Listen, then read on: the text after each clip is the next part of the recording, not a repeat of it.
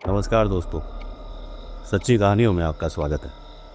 सच्ची कहानियाँ एक ऐसा चैनल है जहाँ कई सच्ची और अनसुनी कहानियाँ आप तक पहुँचाने का काम किया जाता है। इस हॉरर स्टोरी टेलिंग सीरीज़ में आज हम बात करेंगे ब्लैक मैजिक की। ब्लैक मैजिक यानी कि काला जादू। आप में से अक्सर कई लोगों ने चौराहे पे देखा होगा इस काले जादू को। ये काला जादू अक्सर लोग दिवाली के आसपास अमावस की रात को करते हैं। कोई दिया जगाता है, कोई नींबू मिर्ची, ये सब चीज़ें जो है चौराहों के ऊपर रखी जाती हैं। आप लोगों में से कई लोगों ने ये ब्लैक मैजिक देखा होगा इन चौराहों पे करते हुए लोगों को, लेकिन इसका नतीजा क्या निकलता है कभी इसके बारे में नहीं सोचा आप लोगों ने। ऐसी ही कहानी रोहित की है, जिसने इस ब्लैक मैजिक को फेस किया और इसका जो नतीजा निकला वो बहुत ही भयानक था। उसने रोहित की ज़िंदगी पूरे तरीके से बदल दी। तो चलिए शुरू करते हैं ये ब्लैक मैजिक की कहानी।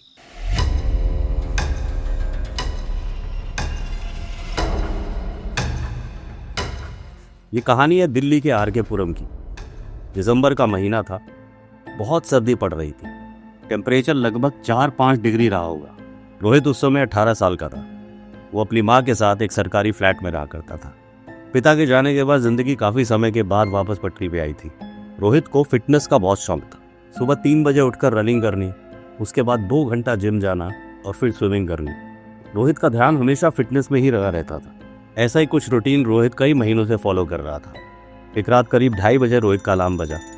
अलार्म बंद करके रोहित तैयार होने के लिए दूसरे कमरे में चला गया। तैयार होते वक्त उसने खिड़की से बाहर झांक कर देखा, बहुत कोहरा था। मतलब सामने वाली बिल्डिंग कुछ नज़र ही नहीं आ रही थी। रोहित तैयार होकर बाहर आया और उसने घर पर ताला लगाया क्योंकि माँ अंदर सो रही थी। वो सीढ़ियों से नीचे उतरा और उसने ब्रिस्क वॉकिंग शुरू कर दी। ब्रिस्क वॉकिंग करते करते 5 मिनट बीत चुके थे। थोड़ी देर में उसने रनिंग शुरू करी और रनिंग करते करते वो अपने घर से करीब 800 मीटर दूर एक चौराहे तक पहुंच चुका था। तभी उसको एक आवाज़ सुनाई दी, एक बूढ़ी औरत की। सुनो बेटा, रुको ज़रा, थोड़ी मदद चाहिए।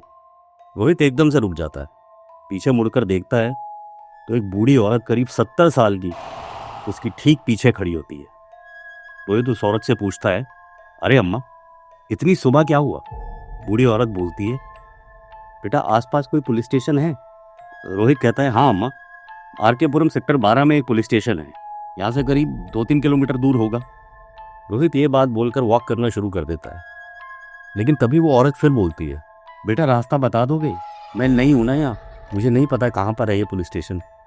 रोहित कहता है, अम्मा यहाँ से 8-10 कदम आगे जाओगे तो बाएं मुड़ जाना, सीधे चलते चलते आपके लेफ्ट पे ही वो आ जाएगा पुलिस स्टेशन। इतना बोल के रोहित फिर वापस वॉकिंग शुरू कर देता है। अभी 8-10 कदम चलने पर उसे ख्याल आता है कि इतनी सुबह इतनी धुंध में बेचारी बूढ़ी आंटी पुलिस स्टेशन ढूंढ रही है। उसे यह बात कुछ अजीब लगती है। वो सोचता है कि शायद उसकी मदद करनी चाहिए। वो रुक जाता है और पीछे पलटकर बोलता है, अम्मा मैं ले चलता हूँ आपको। वो जैसे ही मुड़ता है, पीछे देखता है वहाँ कोई नहीं है। सड़क एकदम सुनसान है। वो सोचता है शायद धुंध इतनी है कि अम्मा कहीं इधर उधर चली गई है। वो चारों तरफ देखता है मगर वहाँ कोई नहीं होता।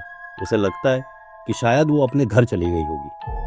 तभी जैसे ही वो पलटता है, वो बूढ़ी औरत एकदम उसके पास खड़ी होती है, बिल्कुल उसके पीछे। वो कहती है, तुम मुझे ढूंढ रहे हो बेटा? रोहित घबरा जाता है। अब उसे कुछ अजीब सा लगता है। एक अजीब सी गंध हवा में महसूस होती है। वो थोड़ा डरते हुए कहता है, मैं तो आपको बस पुलिस स्टेशन तक ले जाना चाहता था। वो औरत चुपचाप उसे देखती रहती है। रोहित फिर डरते हुए कहता है, अम्मा पुलिस स्टेशन जाना है ना? वो औरत उसका हाथ पकड़ लेती है। वो कहती है, नहीं। अब रोहित को इतनी सर्दी में पसीना आने लगता है।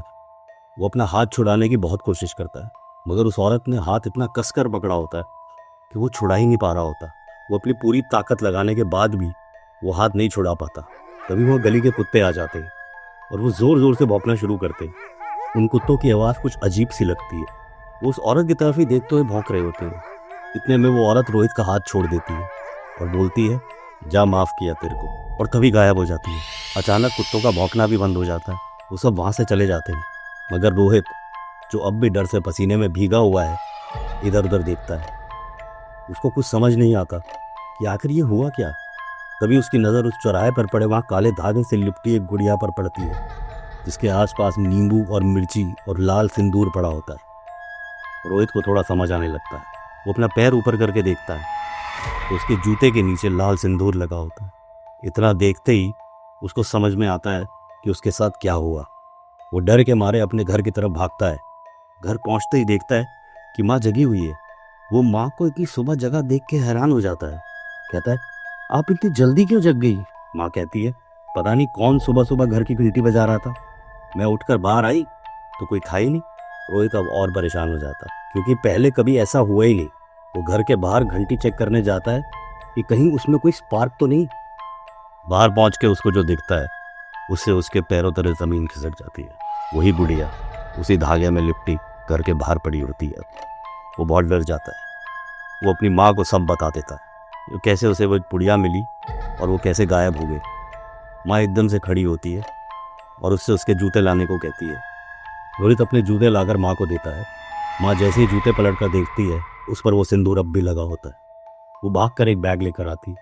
उस बैग में वो जूते डालती है और रोहित को कहती है कि कहीं दूर जाके फेंक कर आए इसे, तब तक मैं घर को गंगा जल से साफ कर दूंगी। रोहित इस बार बहुत घबरा जाता है, मगर फिर भी हिम्मत दिखाते हुए रोहित तुरंत वो बैग लेकर चला जाता है। रास्ते में उसे फिर उस बूढ़ी औरत की आवाज़ सुनाई देती है, बेटा सुनो जरा। रोहित इस बार बहुत घबरा जाता है, मगर फिर भी हिम्मत दिखाता हुआ बिना पीछे मुड़े दौड़ने लगता है और घर से दूर पहुंचकर वो जूते झाड़ियों में फेंक देता है। जैसे ही वो जूते फेंककर वापस जाने लगता है उसे झाड़ियों में कुछ दिखाई देता है। वो उन झाड़ियों की तरफ एक तक ध्यान से देखता है।